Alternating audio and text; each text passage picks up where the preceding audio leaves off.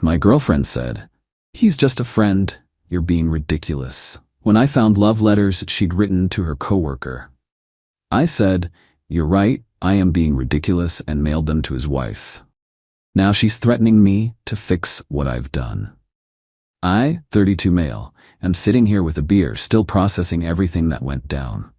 Started 3 weeks ago when I was doing laundry and found a folded piece of paper in my girlfriend Maya's 29 jacket pocket. We'd been together for 3 years, living together for the last 18 months. The paper was a handwritten letter, not addressed to me. "Marcus, I can't stop thinking about our conversation yesterday. The way you understand me, really see me. It's everything I've been missing. When you held my hand in the break room, I felt more alive than I have in years. I know we agreed to keep things professional, but I'm tired of pretending. I dream about what it would be like if we could really be together." My hands were shaking. I sat down on the laundry room floor, reading it again and again. The letter went on for 2 more paragraphs, getting progressively more intimate. Not sexually explicit, but emotionally raw in a way she'd never been with me. Marcus, her coworker at the marketing firm, the one she carpooled with sometimes, the one whose name popped up constantly in her stories. Marcus said the funniest thing today. Marcus brought donuts for everyone. Marcus is having issues with his wife again. That evening, Maya came home all smiles, kissed my cheek, asked about my day. I waited until after dinner. Me, "Hey, who's Marcus again? From your work?" Casual tone. "Oh, just a colleague, works in digital strategy. Why? You mention him a lot? Just curious." Laughing. "Babe, are you jealous? He's just a friend, a work friend. Found this in your jacket." Placed the letter on the table. Her face went white, then red, then defensive. "You went through my things?" "I was doing laundry, it fell out." It's not what it looks like. We were doing a creative writing exercise for a campaign about authentic emotions." "Really? A creative writing exercise about holding hands in the break room?" Getting angry now. "Oh my God, you're being ridiculous. It's nothing. Marcus is married. He has kids. We're friends, we talk sometimes, that's it. This letter suggests otherwise." "I can't believe you're making this into something. It was a stupid exercise. You're being paranoid and controlling. I'm allowed to have friends." "Friends don't write letters about feeling alive when they touch." Rolling her eyes. "You're blowing this way out of proportion. It meant nothing. You're seriously going to freak out over some words on paper? God, grow up." I stared at her. The gaslighting was incredible. She wasn't even trying to apologize, just attacking me for finding it. Me, "You know what? You're right. I am being ridiculous." Surprised. "Oh, good. See? I told you it was nothing."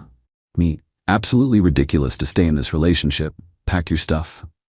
The next morning, while Maya was in the shower, she'd slept on the couch after screaming at me for an hour about how I was overreacting. I did something. Maybe it was petty. Maybe it was justified. I made a copy of the letter, found an envelope, and looked up Marcus's home address on one of those people finder sites. Paid the $2.99 for the full report. Married to Sophia for 11 years. 3 kids. I addressed the envelope to Sophia, included a brief note. "Found this in my girlfriend's jacket.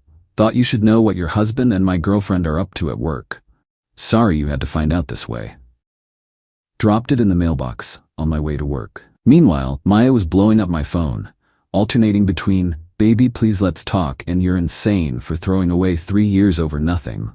I didn't respond.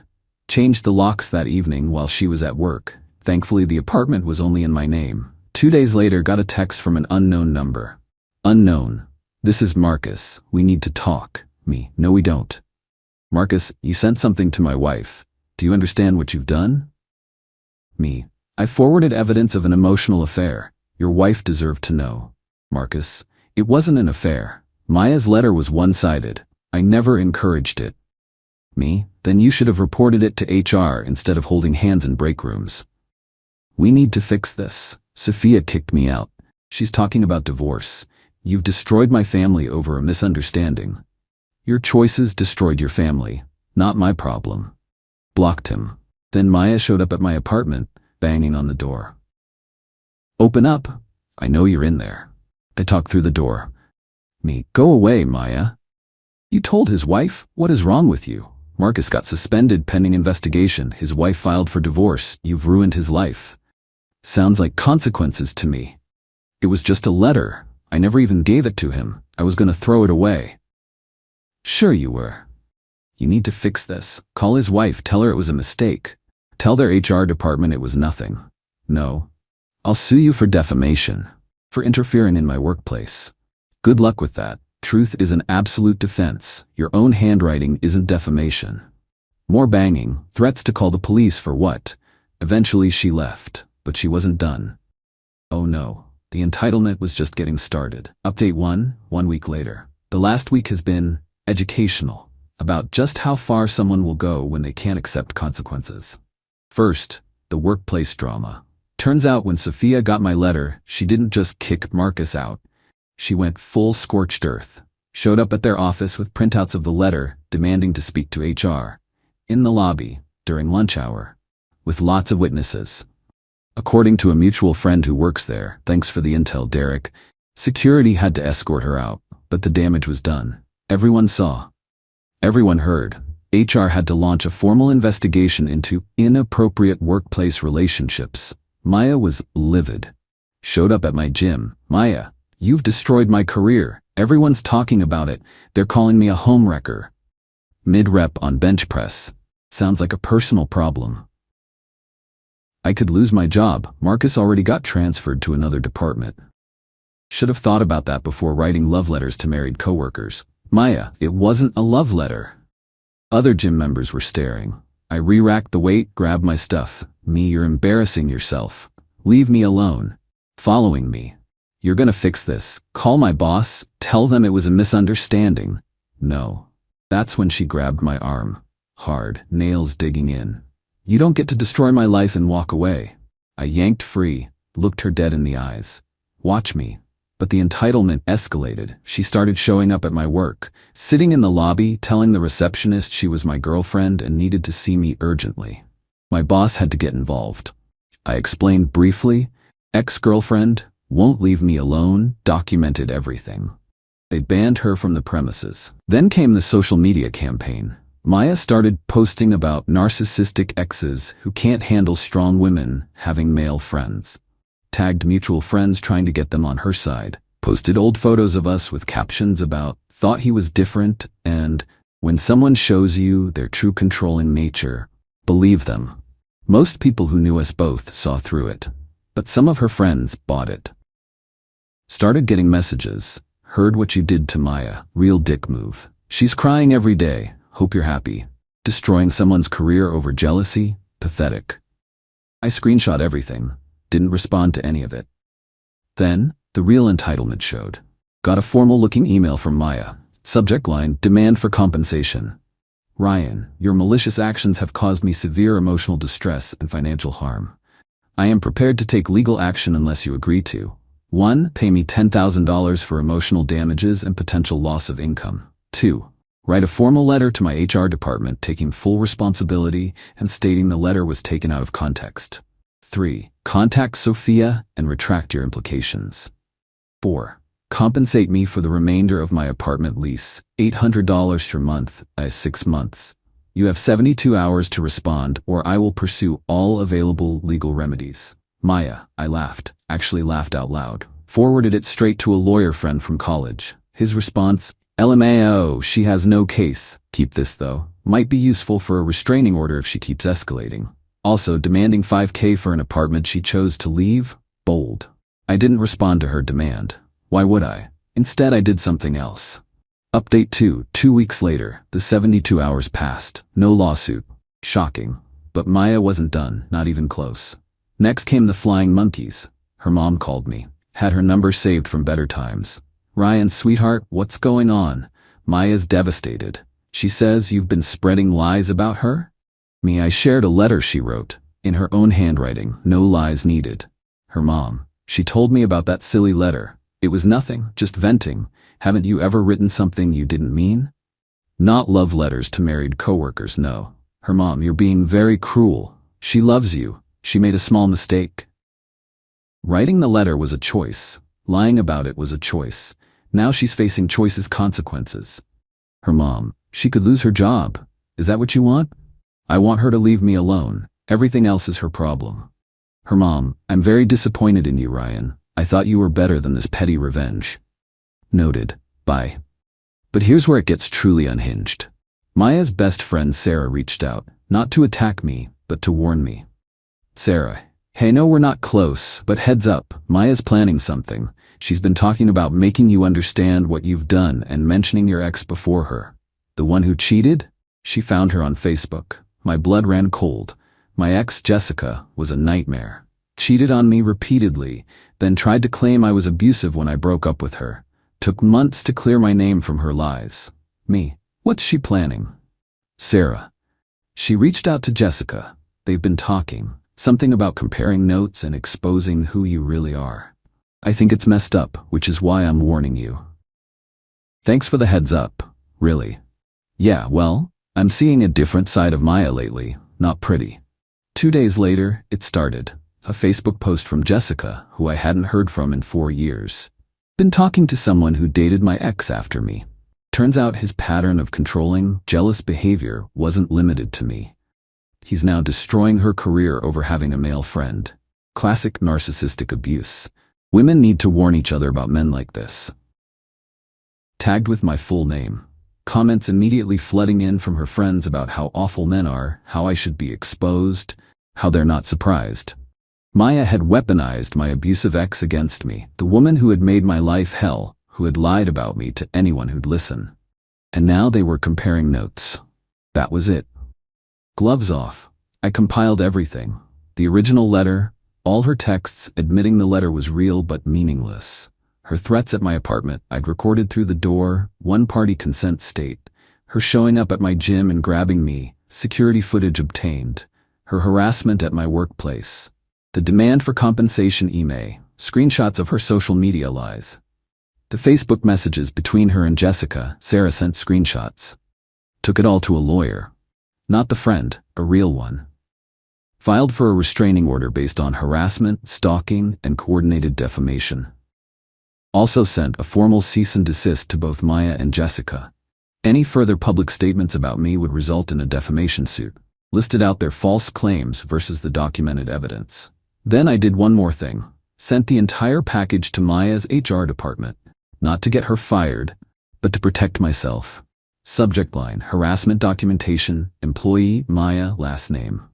Explained that their employee was harassing me, following the end of our relationship, that I had filed for a restraining order, and I wanted them aware in case she tried to use company resources or time to continue this behavior. Attached all evidence of her harassment, threats, and attempts at extortion. That compensation email was particularly damning. The restraining order was granted temporarily, pending a full hearing. Maya was served at work, in front of everyone. According to Derek, still coming through with intel, she lost it. Full meltdown in the middle of the office, screaming about how I was ruining her life over nothing. Security had to escort her out while she was still ranting. She was suspended pending investigation. Between the Marcus situation and now proof she was harassing an ex from work property, using work time, HR had seen enough. Final update, 1 month later. It's been a month since this all started. Time for the final update because yes, there's a resolution to this insanity. The restraining order hearing was something. Maya showed up with a lawyer, probably cost her a fortune she didn't have. She tried to paint me as vindictive, claiming I'd orchestrated a campaign to destroy her life over a harmless crush. My lawyer calmly presented the timeline. She wrote the letter first. I reacted. The harassment evidence, texts, emails showing up at my home, work/gym. The extortion attempt, that $10,000 demand email was gold. The coordinated defamation with Jessica. Security footage of her grabbing me at the gym. Her lawyer tried to argue the letter to Marcus was private creative expression. And I had no right to share it. The judge wasn't buying it. Miss Maya's last name, did you write this letter? Yes. Did you bring it to your workplace? Yes, but I never. Did Mr. My Name threaten you before finding this letter? No. Did you attempt to contact him after he asked you not to? Quiet. Yes. The restraining order was granted 2 years, No contact, no third-party contact, stay 100 yards away from my home, work and gym. But wait, there's more. Marcus's divorce went through. Ugly. Sophia took him to the cleaners. Turns out my letter wasn't the only evidence. She'd been suspicious for months, hired a PI, found texts, lingering lunch meetings, lots of little things. My letter was just the confirmation she needed. And Maya? Fired. Not for the Marcus thing directly, but for using company property to harass someone, me, creating a hostile work environment, the restraining order making it legally complicated to keep her, missing work due to the legal proceedings. According to Sarah, we've actually become friends through this, Maya had to move back in with her parents. No job, no apartment, no reference from her last employer. She's apparently telling everyone she's a victim of the patriarchy and that Marcus and I conspired to ruin her. Marcus got to keep his job but lost his family, half his assets, and his reputation. He tried reaching out once more through LinkedIn. Seriously?